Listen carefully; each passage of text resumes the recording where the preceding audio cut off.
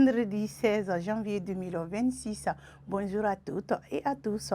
Merci d'avoir choisi Diamond TV pour vous informer. Dans l'actualité nationale, le collectif des partants volontaires interpelle le nouveau président de la Cour suprême. Avec la nomination des nouveaux présidents de la Cour suprême, le collectif des partants volontaires CMDT 2003, à travers son président Issa Traoré, a décidé de relancer le dossier emblématique du détournement présumé de 6,2 milliards de francs CFA au sein de la compagnie malienne pour le développement des textiles CMDT. Dans le cadre de la surveillance du territoire national, l'état-major général des armées informe l'opinion nationale que les vecteurs aériens des FAMA ont effectué avec succès des frappes dans la soirée du 14 janvier dernier sur un regroupement de terroristes à l'ouest de la ville de Kaya. La lutte contre les fausses nouvelles franchit un nouveau palier à Bamako du 12 au 16 janvier 2026. La fondation Tuwinding a réuni 30 jeunes leaders au musée national pour un camp intensif pour l'OSINT, renseignement en source ouverte, soutenu par le projet Voix authentique.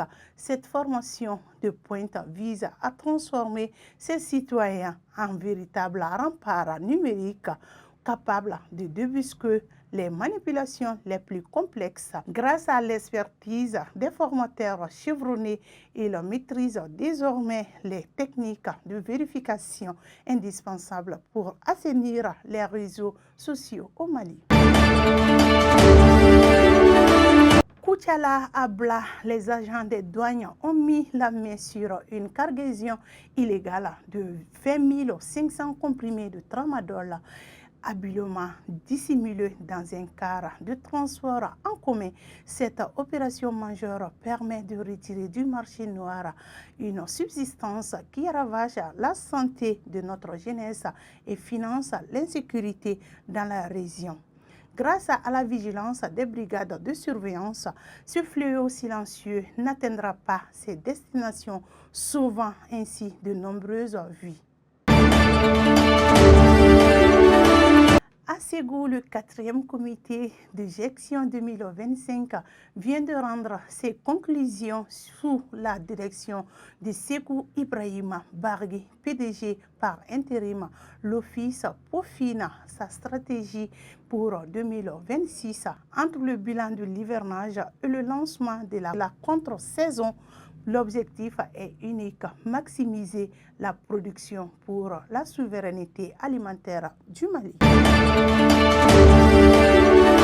Dans l'actualité internationale, au Niger, retrait du permis, suppression du droit d'exercer, retrait de l'agrément, telles sont les sanctions infligées par les autorités nigériennes à une trentaine d'opérateurs économiques ayant refusé de livrer des hydrocarbures au Mali, confrontés à une pénurie de carburants.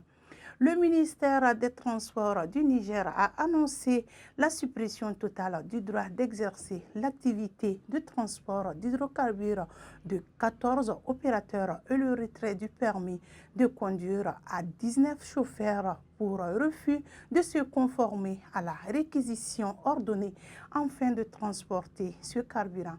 Un autre opérateur a vu son agrément suspendu pour une année. Toujours dans l'actualité internationale, à Bobo-Dioulasso, le tribunal correctionnel de Bobo-Dioulasso a condamné 12 femmes à 3 mois de prison avec sursis et une amende pour sollicitation publique dans le quartier de Petit Paris. Cette affaire fait suite à une plainte des riverains excédés par les nuisances nocturnes, tandis que certaines femmes ont évoqué des situations sociales difficiles pour justifier leur activité. C'est ce qui me fait à ce flash. Merci à vous de l'avoir suivi. Bonne suite de programme sur Diamond TV.